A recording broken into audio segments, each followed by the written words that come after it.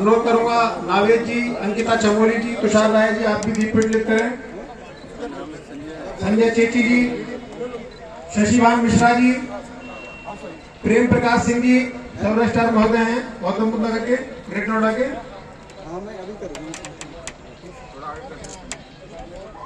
Mukesh Sharma advocate जी और committee के सभी पदाधिकारियों की ओर से अध्यक्ष सरदार मंजीत सिंह जी दीप प्रज्वलन में सहयोग करें। रामलीला कमेटी के समस्त पदाधिकारियों का आभार व्यक्त करता हूँ कि आपने मुझे इस मंच पर आने का अवसर प्रदान किया। प्रतिवर्ष हर जगह रामलीला का आयोजन होता है और यह आयोजन हमारी संस्कृति है, हमारी धरोहर है। ये आयोजन इसलिए भी किया जाता है कि हमारी संस्कृति क्या है, क्या रही है, इसका लगातार हमारी आने वाली पीढ़ियों को भी पता चलता है। प्रभु श्री राम का चरित्र केवल एक चरित्र नहीं है, बल्कि वह एक संस्कृति है, एक दर्शन है, एक विचारधारा है। कितना कुछ समाहित है उनके उस चरित्र में। इससे हमारा पूरा समाज, हमारा पूरा जीवन दर्शन संचालित होता है। चाहे उनका पितृ प्रेम हो, मातृ प्रेम हो, भ्रातृ प्रेम हो, जिसका आजकल सर्वथा अभाव होता जा रहा है, अथवा समाज के विभिन्न वर्गों का, चाहे वो निम्न वर्ग से हो, फेलनी से लेकर केवट से लेकर के, और सबके प्रति उनका एक समान जो प्रेम था, वो हमें समरसता और सामाजिकता का संदेश देता है। आप देखें कि प्रभु श्री राम ने अपने दुश्मन रावण का भी उतना ही सम्मान किया, क्योंकि उनकी विद्वता के कारण। दुश्मनी अपनी जगह पे थी, लेकिन उनका जो गुण था उसके सामने, सद्गुण के सामने वो नतमस्तक थे और दुर्गुण का उन्होंने प्रतिरोध किया। तो यदि हम उसको अपने जीवन में ग्रहण करें तो निश्चित तौर पे हमारा समाज नई दिशा की ओर जाएगा और जो कलुषता, जो वैमनस्य, ये सब चीजें समाज में फैली हुई हैं, इनको हम लोग दूर कर सकते हैं। पुनः एक बार मैं धन्यवाद देता हूं आप सभी को। जय श्री राम। प्रभु जी राम के चरणों में मेरा सशक्त नमन। प्रभु श्री राम के विषय में बोलने के लिए मैं समझता हूं कि यहाँ पर मंचासीन, मंच पर उपस्थित सभी महानुभावों के पास पर्याप्त विचार है, पर्याप्त आधार है, पर्याप्त सरोकार है। एक ऐसे चरित्र और व्यक्तित्व का मूल्यांकन जिसका विषय प्रगाढ़ अथाह है, जिसके बारे में कहने और सुनने के लिए अनंत है, जिसकी कथा सुनने के लिए आतुरता सर्वव्यापक है, मैं समझता हूं कि उसके बारे में दो शब्द राम कह देना ही पर्याप्त होता है। समाज के प्रत्येक क्षेत्र के, प्रत्येक विषय के, प्रत्येक व्यक्ति के, प्रत्येक जीव जंतुओं के, प्रत्येक हाव भाव स्वभाव से रचित संपन्न कलाओं के बारे में जिस प्रकार से चित्रण किया गया है, प्रभु राम के इर्द गिर्द वो सारे चित्रण व्याप्त पाए जाते हैं। इंसानी समाज के बारे में, इंसानी सोच के बारे में, इंसानी वेशभूषा के बारे में, इंसानी परिवार के बारे में, अपने माता पिता, भाई, अपने आसपास के पड़ोसी, अपने उन समस्त जनों के बारे में जो आपके आसपास रचे बसे हैं। प्रभु राम का यह अद्भुत संदेश आदि से लेकर अंत तक व्याख्या और कथा कहता है। समाज से हटकर जंगल के जीव जंतुओं को लेकर जिस प्रकार से सामुदायिकता का प्रोत्साहन दिया गया, जिस प्रकार से रणनीति के तहत दुश्मनों के प्रति अपनी आक्रामकता का प्रोत्साहन दिया गया, यह अद्भुत है और हम इससे सीखते रहेंगे, अभी भी सीख रहे हैं। कहने के लिए बहुत कुछ है, लेकिन बहुत बहुत शुभकामनाएं हमारे संचालक महोदय को यह विराट आयोजन करने के लिए और हमें इसमें शामिल करने के लिए बहुत बहुत धन्यवाद, बहुत बहुत शुभकामनाएं। यहाँ बुलाया और मैं बताऊंगा कि मैं बहुत जगह की रामलीला देखी है मैंने, पीतमपुरा की और लक्ष्मीनगर, बहुत जगह की रामलीलाओं में गया हूँ, लेकिन ग्रेटर नोएडा जैसी रामलीला कहीं नहीं देखी मैंने। ग्रेटर नोएडा जैसे लोग, ग्रेटर नोएडा जैसी रामलीला बहुत अच्छी, बहुत अच्छी। धन्यवाद। धन्यवाद तुषार जी। इसी कड़ी में मैं आमंत्रित करूंगा अंकिता चमोली जी को।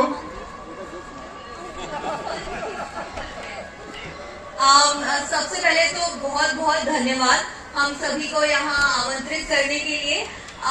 यहाँ आते ही दिल इतना खुश हो गया था, इतना ऑर्गेनाइज्ड है सब कुछ, इतने अच्छे लोग हैं जिन सब ने इस रामलीला का ऑर्गेनाइज किया। इस रामलीला को बहुत मजा आया, सभी आर्टिस्ट ने बहुत अच्छा परफॉर्म किया। Thank you so much. धन्यवाद अंकिता जी। अब मैं आमंत्रित करूंगा एक ऐसी आवाज जिसे हम और आप प्रतिदिन सुनते हैं, नावेद जी को। आप भी आए। नहीं, मैं आज सुनने तो नहीं, सुनाने आया हूं, लेकिन सबसे पहले धन्यवाद कि ग्रेटर नोएडा की रामलीला में ये मेरा दूसरा ऐसा मौका है कि आपसे मोहब्बत मिल रही है।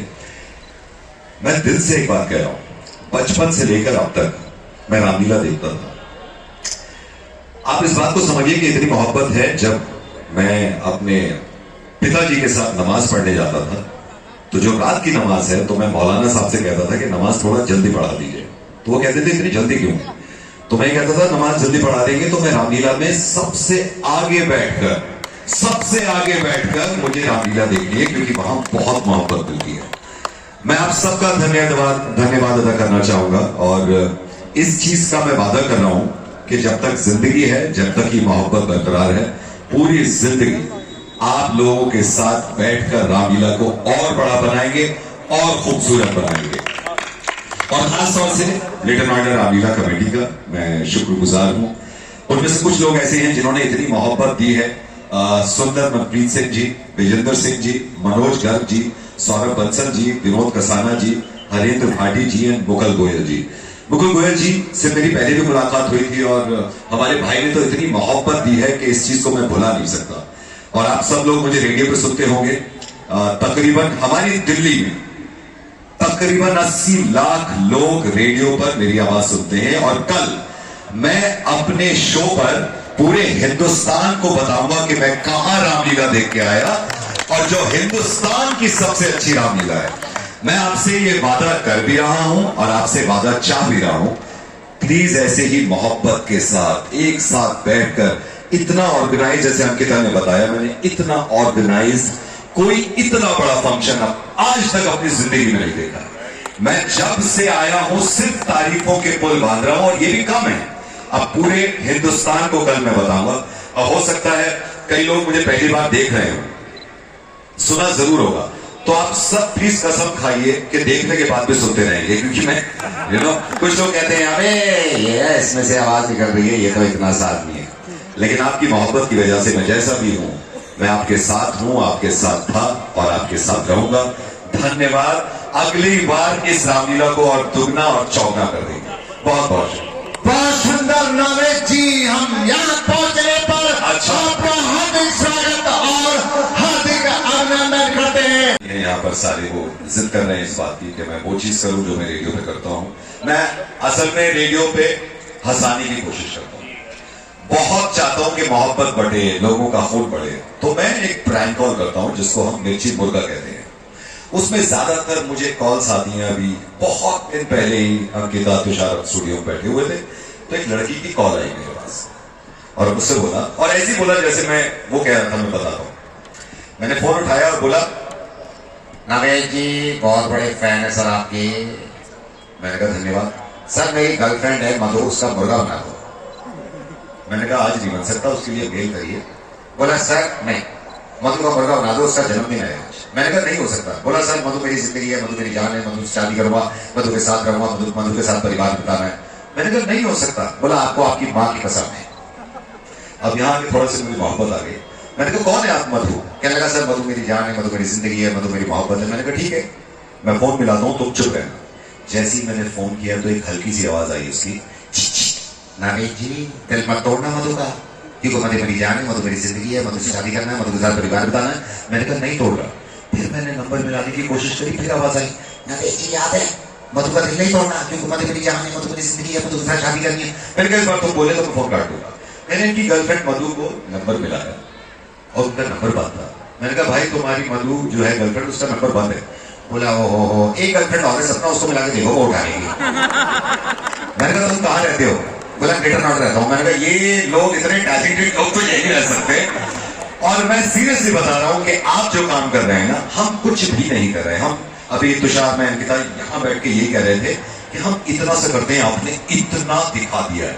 इस रामलीला कमेटी के लिए एक बार जोरदार तालियां, और आप सबके लिए जो इतने पेशेंटली, इतने सुकून से बैठकर रामलीला देख रहे हैं। थैंक यू सो मच, तहे दिल से शुक्रिया, धन्यवाद। जल्द मिलेंगे, ख्याल रखिएगा। शीत बाल भी निकल आए हैं, जो जवानी, अंत और बुढ़ापे के आगमन का संदेश लाए हैं।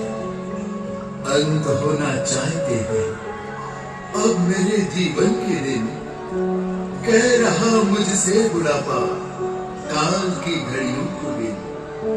बुझ गया दीपक तो फिर होगी कहां से रोशनी, क्या भरोसा स्वप्न जैसी है जगत की जिंदगी। राजन, आज विचारों की उलझन में क्यों पड़ रही हो? सब प्रकार से सुख शांति होते हुए भी इतनी निराशाजनक बातें किस लिए कह रहे हो?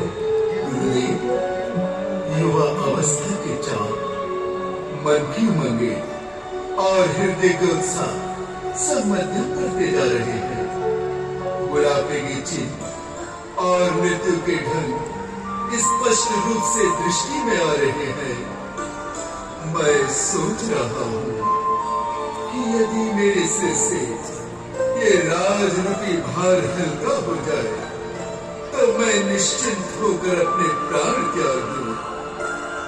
राजन, आपका मन पवित्र है और इसमें जो अभिलाषाएं जन्म लेती है वो भी पवित्र है। वास्तव में ये विचार बड़ा ही सुंदर है। आपको अपना आदत अवश्य ही बनाना चाहिए। गुरुदेव, राम मेरे दुलारे हैं। कुटुंब, प्रजा और मित्र सबको प्यारे हैं। स्वामी राम बना बहु राजा, ये ही इच्छा प्रभु नगर समाजा।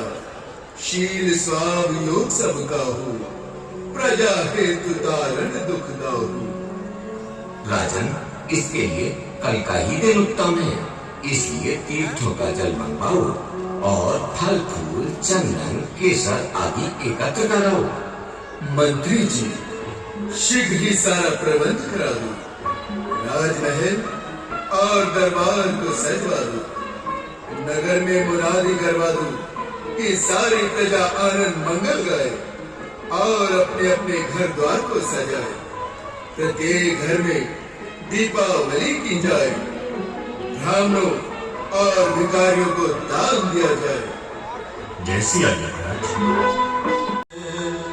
होए सकल सुर का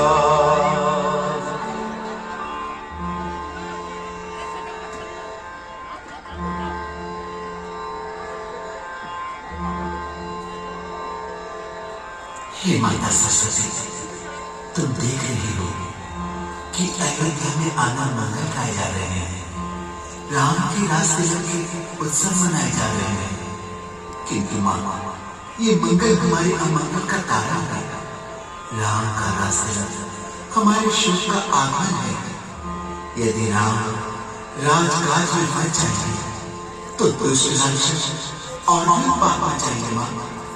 साधु महात्माओं दिन काट में बेला हो जाएंगे माँ।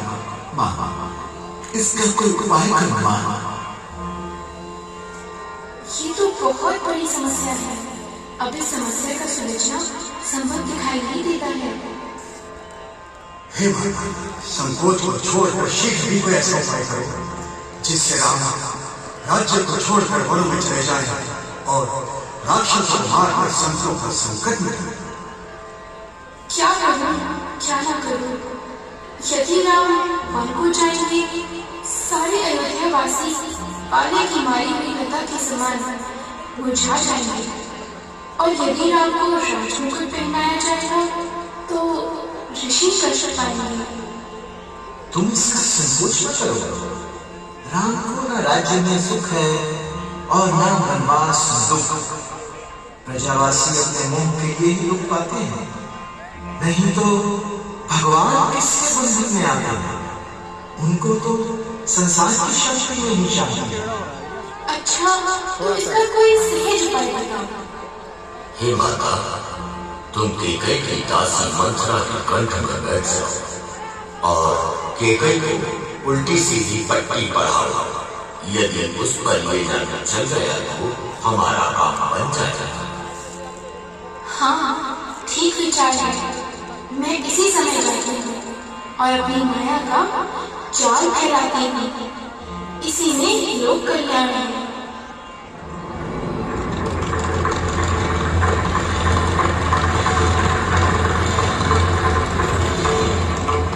जस बेटाई ताहि करे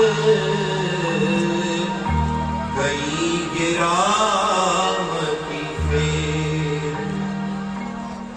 क्यों भाई, आज ये कैसा उत्सव मनाया जा रहा है? अरे नगर को क्यों सजाया जा रहा है? अरे मंत्रा, क्या तुझे पता नहीं कि कल प्रातः राम को राजा बनाया जा रहा है?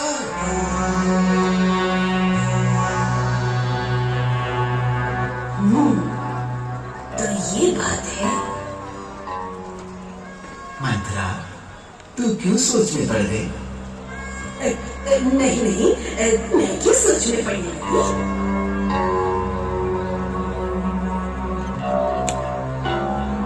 अरे मंथरा, कल जब राम का राज तिलक हो जाएगा तब तेरा तो सारा बना बनाया खेल बिगड़ जाएगा। अरे तेरा स्वप्न तो धूल में मिल जाएगा। अभी भी समय है, बुद्धि से काम ले मंथरा, बुद्धि से काम ले। हाँ, बुद्धि से काम ले, बुद्धि से काम ले।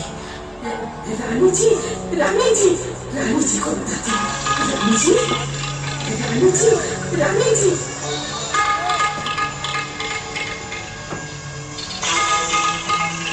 हो जाती है कि अनुभव में ही नहीं आते। राम के विवाह को 1 वर्ष व्यतीत हो गया, लेकिन ऐसा लगता है मानो कल की बात हो।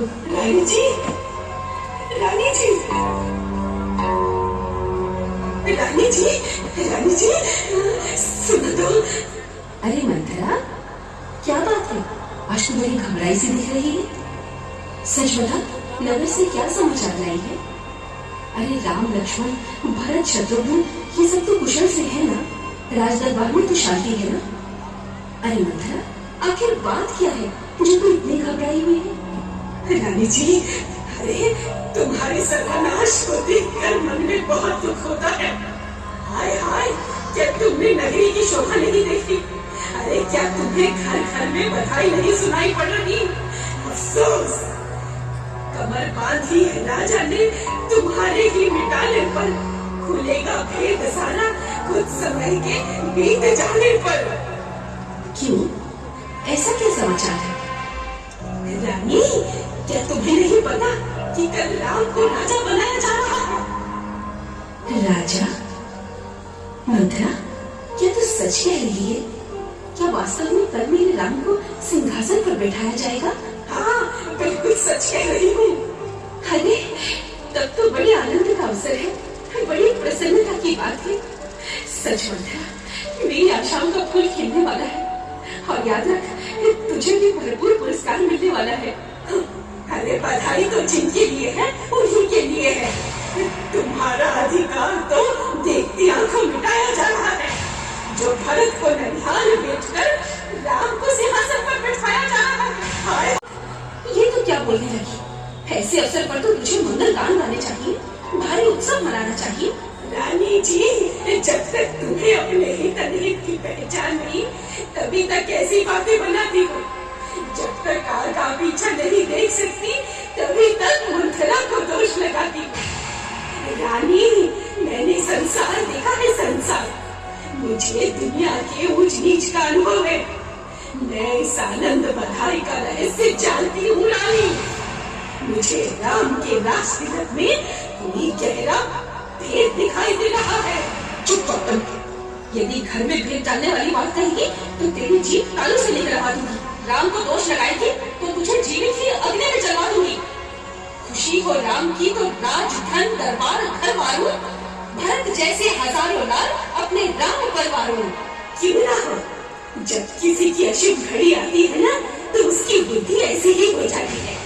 अरे मैं तुम्हारे हित की बात कहती हूँ, अब तुम मुझे ही पापन बताती हो। मैं तुम्हारा भविष्य बनाना चाहती हूँ और तुम मुझे ही गालियाँ सुनाती हो। लो, जाने दो, मुझे तो कुछ मिलने से रहा। अरे मैं तो दासी की दासी ही रहूंगी। फिर तुम जानो कहाँ तुम्हारा काम। आज तुम जिसको समझती हो भिखारी मेरी, कुछ समय के बाद खुलेगी ये भलाई मेरी। मंथरा, आज तो तू कुछ अनोखी सी बातें कर रही है। मंथरा, मेरी समझ में तेरा तात्पर्य बिल्कुल नहीं आया। आ जाएगा, जब तू रानी से दासी बन जाएगी तब सारा तात्पर्य समझ में आ जाएगा। अरे भोली रानी, तू राजा को क्या समझती है? तेरे साथ घोर अन्याय होने वाला है।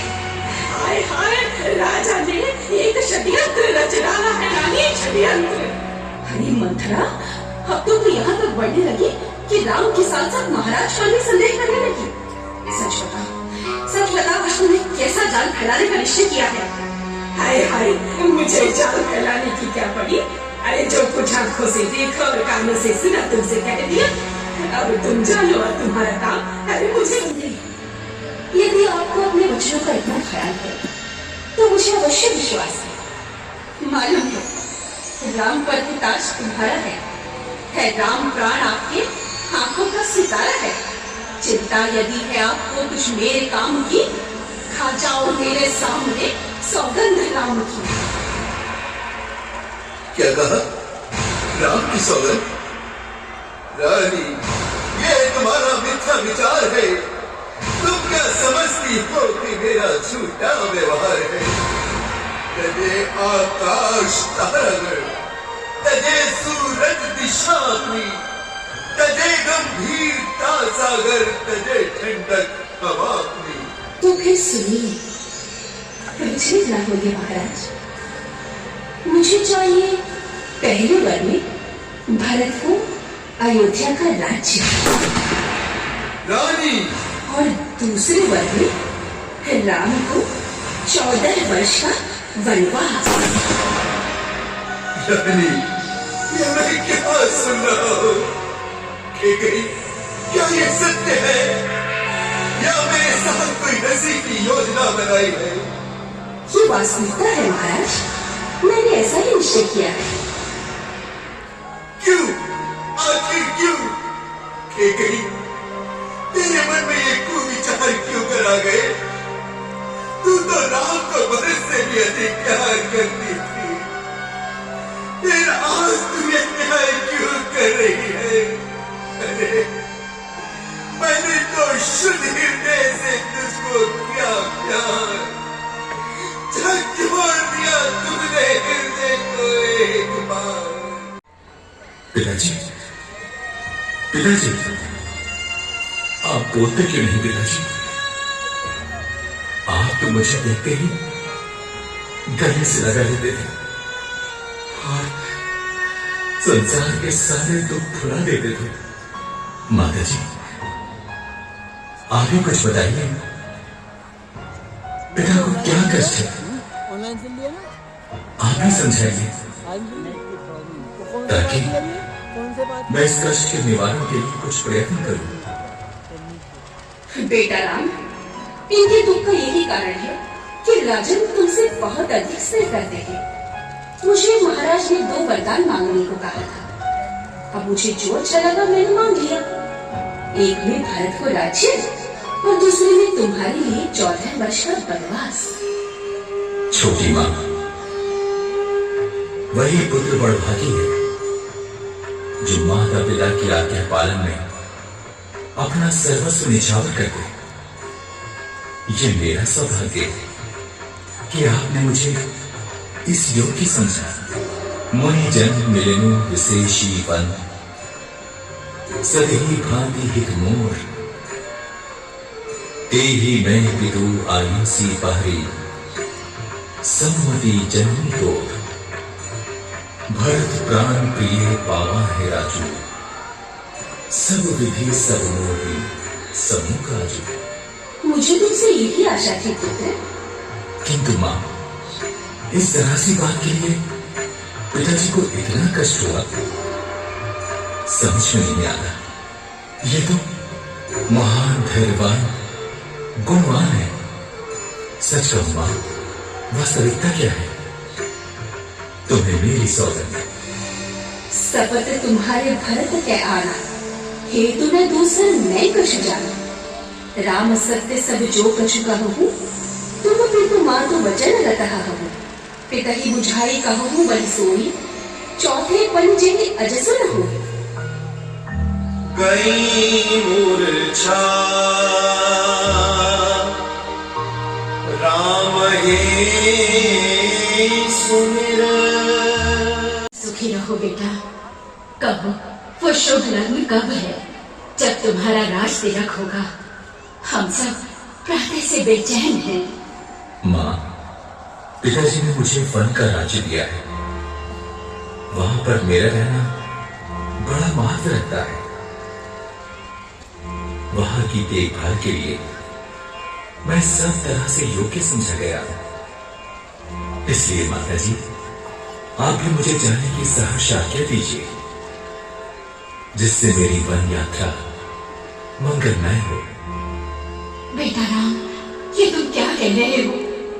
जिन्होंने स्वयं तुम्हारे राज तिलक की लग्न छठवाई, जिनको तुम प्राणों से भी प्यारे हो, वो महाराज तुम्हें वन का राज्य देंगे? कदापि नहीं। अवश्य कुछ दाल निकाला है बेटा, अवश्य कुछ दाल निकाला है। माताजी, शोक को त्याग कर अब आप भी वन जाने की आज्ञा दीजिए। तात जाऊं बलि कीने हुनी का, पितु आयुष सब धर्म टीका। जाओ बेटा। पितु बन देव मातु बन देवी, खग मृग चरण सरोरंग सेवी। देव पितर सब तुम्हें गोसाई, राखों पलक नयन की नाई। माताजी, आपके आशीर्वाद से 14 वर्षों का समय पलक झपकते ही बीत जाएगा और मैं पिताजी के वचनों को सत्य करके सकुशल लौटकर आपके चरणों के दर्शन करूंगा। आप मन को दुखी न करिए। समाचार बहू अपने पतिव्रत धर्म का अवश्य पालन करेगी, इसलिए इसे साथ ले जाना ही उचित है। हाँ मां, मुझे भी ऐसा ही प्रतीत होता है। अच्छा सीते, जैसी तुम्हारी इच्छा। उपकार प्रभु, महा उपकार। माता जी आशीर्वाद दीजिए और स्वामी के साथ वनों में जाने की आज्ञा दीजिए। जाओ बेटी, अपना पतिव्रत धर्म अवश्य निभाओ। यद्यपि मुझे इस विछोह का महान दुख है, परंतु धर्म पालन के लिए मैं तुम्हें सहर्ष विदा करती हूँ। भगवान सदा सहाय हो।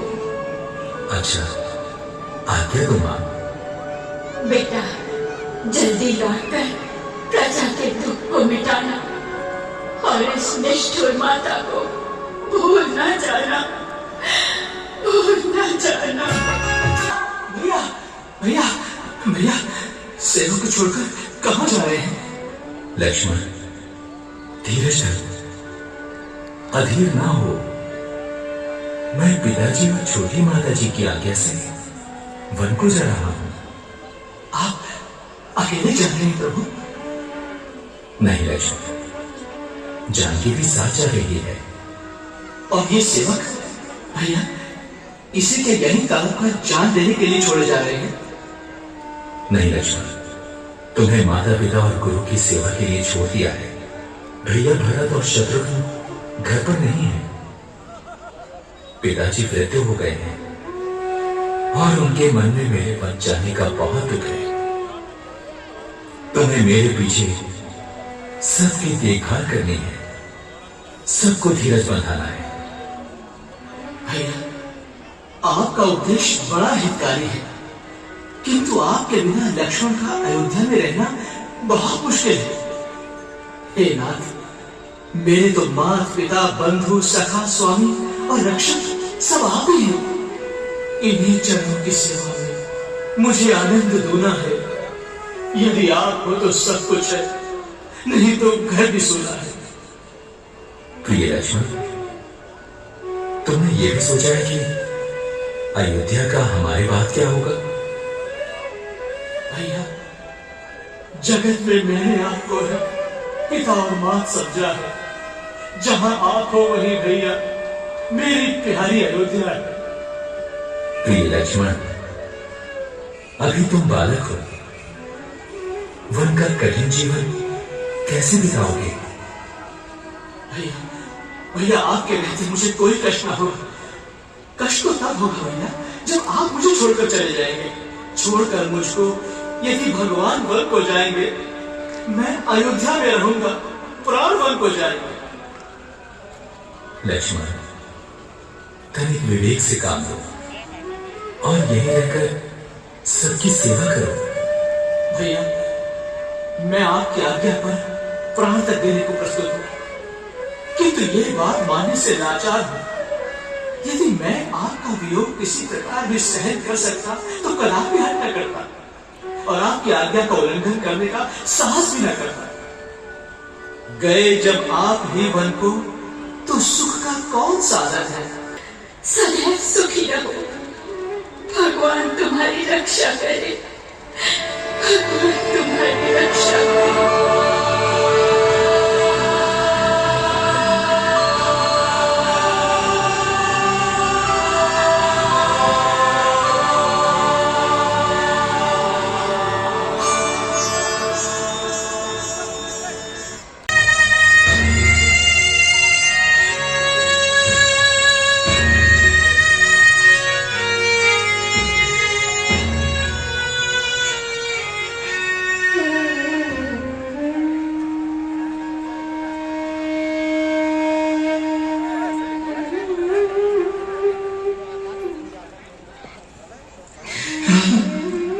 बेटा राम, राम, राम, मेरी आंखों की तरह चले गए, मुझे रोता बिलखता छोड़कर चले गए।